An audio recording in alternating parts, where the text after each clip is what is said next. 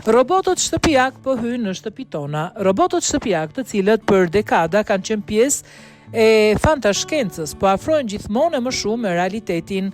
Falë përparimeve në inteligjencën artificiale këtë vit, pritet që robotët e parë shtëpiak me funksione të shumëfishta të hyjnë në disa familje, kryesisht në Shtetet e Bashkuara të Amerikës.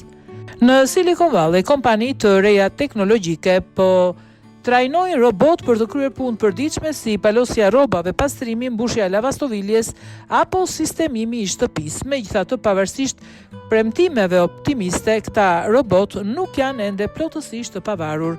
Gjatë testimeve, robot si EG dhe robot të ndryshëm arritën të kryejnë disa detyra shtëpiake, por me lëvizje të ngadalta dhe shpesh me ndihmën e operatorëve njerëzor në distancë. Një fakt që rrallë përmendet në videot promovuese.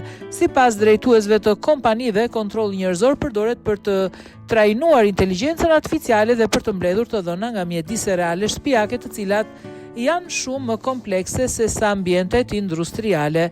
Robotët shtëpiak aktualisht janë të shtrenjtë dhe të destinuar për një grup të kufizuar përdoruesish.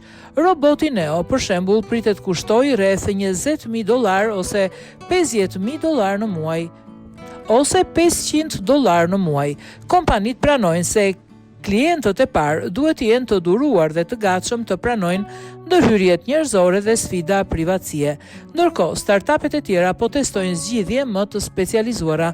Në San Francisco, robot Isaac po përdoren për palosjen e rrobave në lavanteri, ndërsa kompanitë të tjera po fokusohen në zhvillimin e trurit robotëve pa prodhuar vetë pajisjen fizike. Industria e robotëve humanoid po tërheq investime miliardëshe dhe konkurenca po rritet veçanërisht nga Kina.